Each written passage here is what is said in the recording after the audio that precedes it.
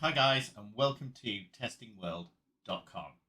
Today I'm going to be talking to you about setting up your perfect working from home test lab. This episode is brought to you by Keysight and Eggplant. They're running the live from the lab on the 28th of October, and they're giving away $10,000 worth of ultimate test kit. So I put the link below so you can sign up. And what that means is I'm going to walk you through how to set up your perfect test lab, as well as live stream to show you how it can be done. Also, in this episode, you can, if you sign up, you'll be able to ask questions and win swag from Steve Wozniak. So let's get on with it. Okay, so I'm using my phone as a way of controlling my live stream, and you can do this for your kind of your normal kind of daily calls.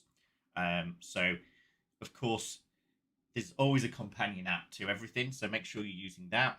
The second component, which I'm going to be mentioning, is then the Stream Deck on the right-hand side, where I can kind of mute, unmute myself. I can control my Zoom sharing, or whatever else it may be.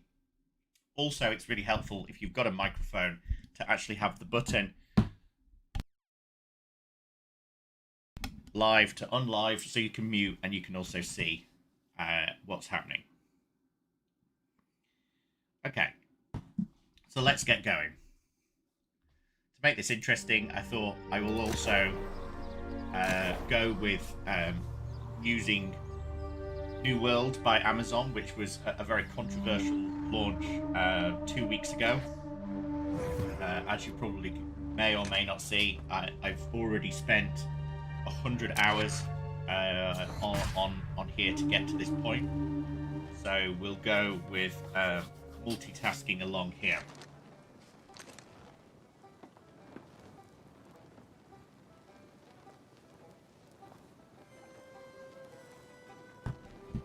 Okay. So part of it is you need to make sure that you're able to deal with, multitasking, multi-streaming, and also being able to do multiple tasks at the same time. So you need the kit that's going to support all of that without kind of impacting performance. And this is kind of the ultimate challenge, really, when it comes to something that's potentially massively utilizing your screens, whether that be, you're running some test scripts, or you are trying something on a live stream like now, where you've got latency coming, and you can't probably see, but in the top left hand corner I'm getting a throughput of my input latency, so that's my device latency, so keyboard, mouse, which are both wireless, and also how I'm receiving data from the actual connection from my network, which is about 50 milliseconds at the moment for my connectivity, and I've got about an input lag of about 60 milliseconds as well. So I'm running a Bluetooth keyboard here, which is the Logitech Bluetooth keyboard. The reason why I'm using that is a number of things. The first of all is it supports, which you can see over here on the right hand side, on the left hand side, the ability to move devices. So I've got another machine. I can now switch from using my primary machine to this machine on the right hand side, which is a separate machine completely, and then swap back to my primary machine, which I'm running, as you probably see, Windows 11.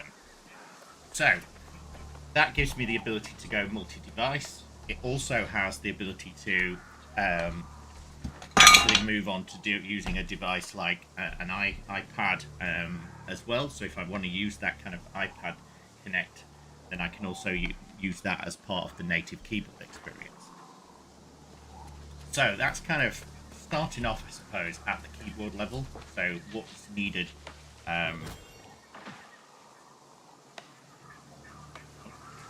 Messages.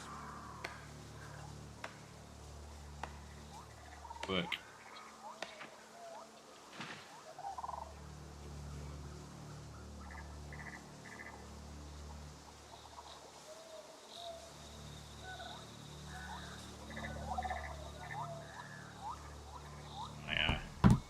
partner in Bangkok. So let's carry on going. So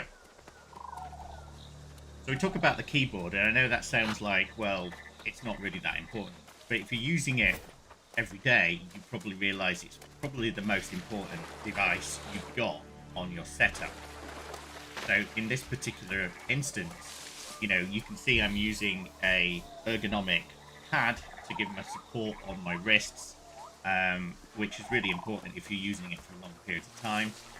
You could easily opt in to use a mechanical keyboard, so something that's you get more response back from the actual touching off the keys. Again, it's a bit of a it's a preference in essence, but it can make a big difference again if you're using it for a long time. There is I've got here another Bluetooth keyboard, which is a Mac keyboard. You can feel feedback, but also it comes at the cost of the sound. Which, if you've got a microphone near your keyboard, then you probably want a silent keyboard that isn't going to make too much noise whilst you're using it, and potentially impacting your voice comms, especially if you're doing activities whilst on, say, a Zoom like that. So, yes, it sounds like it's overkill for thinking about your keyboard configuration, but it's really important. But also the ergonomic position of it. So I actually last week bought these tiny devices which give me the lift that I need on the keyboard, instead of being kind of dictated to in two different styles. Now, as part of my my gamification guild, one of the members who does esports, based out in Finland, she kind of said, okay, what is the optimum kind of setup, shall we say, for a second, of how you want to configure your kind of your ergonomics or your human-computer interaction. And she was kind of saying there's a lot of myth around the fact that keyboards are ergonomic, i.e. the ones that are split into two separate sets of keys. The wrists, the wrist supports, it's not completely accurate. So part of it is I wouldn't just go and buy something that says ergonomic on it thinking, okay, that's it, I've ticked the box, I've kind of done my necessary due diligence. Part of it is what works for you, but also you can probably tell by, as I've got here, if you're getting strain or you're overstraining your keyboard, and that can be a lot to do with your posture and your configuration on your chair as much as it is with your keyboard. So I guess going from the kind of the standard keyboard side of things to moving on to your mouse, again, it's a very important component which you need to be able to feel comfortable using. I usually use 4 or 5 different mice. The one that I'm using at the moment is the Logitech G602, which, yes, does have 9 buttons on the side, which I do use, but more importantly, it has the Dpi Changer on the left hand side, and you can see going between green and blue, it goes between performance, which is higher scan rates, and just your normal day-to-day word. So at the moment I'm in performance mode. My DPI, which if I click on it, it'll change and I get an update on my screen, is about I think 1500 DPI at the moment I'm running. But it all depends on what you want as far as how fast your response time you're expecting from your end device.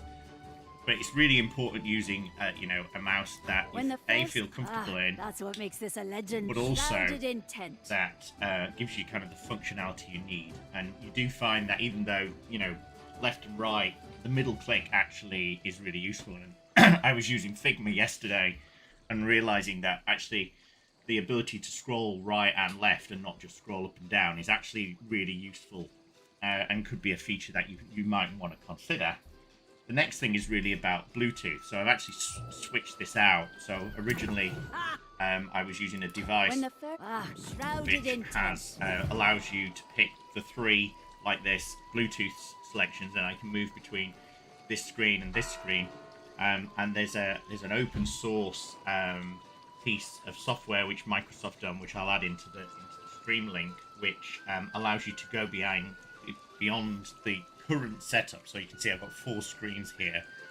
So I can use the mouse, and as soon as it gets to this screen, it will jump across over onto the second computer, which is really handy because it also automatically switches over the keyboard, and that's a Logitech feature. But there is a native Windows one which does exactly the same on any Macs.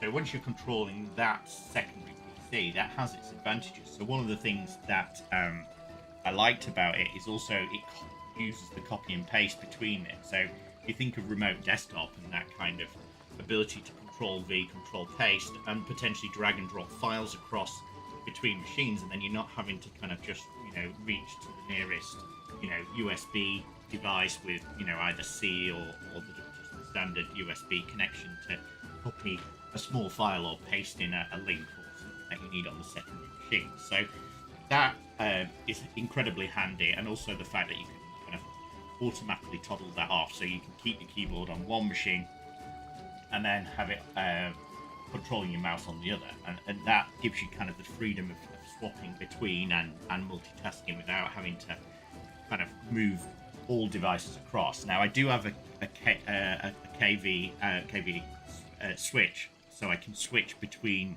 input sources for the USB, and that's really for cameras. So as you probably can see, I've got 1, 2, 3 cameras here, and then I've got 2 behind me, one on the whiteboard, one streaming this way, and then I've got a GoPro 6K which I'm using behind me at the moment to stream this live.